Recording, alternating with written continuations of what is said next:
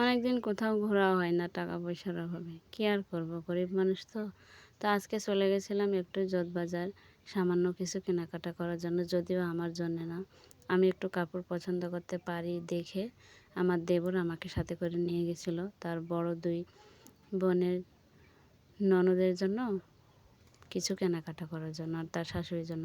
তো আমি এখানে গেলাম, গিয়ে পরিচিত ভাইয়ার দোকানটা আমাদের আগে চকশলাতে ছিল, এখন সে যোধবাজার নিয়ে আসছে।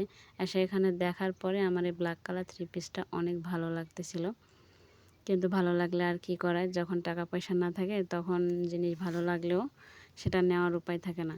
আর যার জন্যে কিনবো এটা যে তার জন্যে কিনে দেবো সেটাও হবে না, এই কালারটা তার হবে না। তার কারণ সব কালার কাপড়ে সবাইকে খাপ খায় না বা মানায় না। তারপর আমি এই 3 পিসটা একটু খুলে দেখতেছিলাম, আমারও পছন্দ, আমার দেবরেরও পছন্দ। তো এই 3 পিসের বিশেষ করে এই যে কাজটা, এই কর্নারের কাজটা, এই কাজটা আমার কাছে বেশি ভালো লাগছে। সবাই কমেন্টে জানাবেন আমার চয়েসটা কীরকম। তো তারপরে এখান থেকে আমি রানী গোলাপি এবং খয়েরি কালারের 2টা 3 পিস নিয়ে নিলাম। তারপরে বড় আম্মার জন্য ব্যাগ দেখার জন্যে পাশের কসমেটিক্সে গেলাম। সেখানে গিয়ে ব্যাগটা নেওয়ার পরে 2 দেবর, ভাবি, বড় আম্মা, গাড়িওয়ালা 3 জনে 4 জনে মিলে চলে গেছিলাম ফুচকা খেতে। 2 প্লেট ফুচকা অর্ডার দিয়ে আমরা ভিতরে বসেছিলাম। এটা ছিল পানির উপরে, এই জায়গাটা ভিতরে একটু হালকা অন্ধকার টাইপের ছিল, যেহেতু এক কর্নারে বসছিলাম আমরা।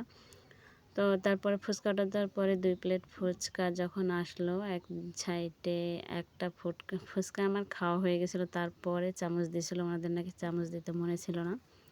তো টক দিয়ে খাচ্ছিলাম, টকটা একটুও টেস্ট ছিল না। ফুচকাগুলো সাজানো ভালো ছিল, বাট টকটা একটুও ভালো ছিল না।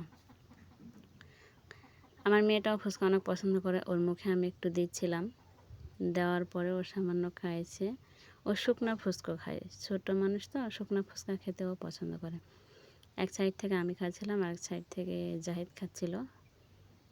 তো দুজনে মিলে 1 প্লেট ফুচকা খেলাম, একটু ঘোরাফেরা করলাম, তারপরে বাড়ির দিকে রওনা দিয়েছিলাম।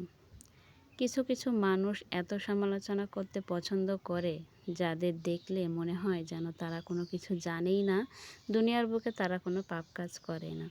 আমরা ভিডিও করি, আমাদের কোনো সমস্যা নেই, আমাদের ফ্যামিলি মেম্বারের কোনো সমস্যা নেই, কিন্তু আশেপাশে কতগুলো মানুষ আছে যাদের সমস্যার শেষ নেই, যারা আমাদের কথা সারাদিন আলোচনা না করলে একবেলা পেটের ভাত তারা খেতেই পারে না।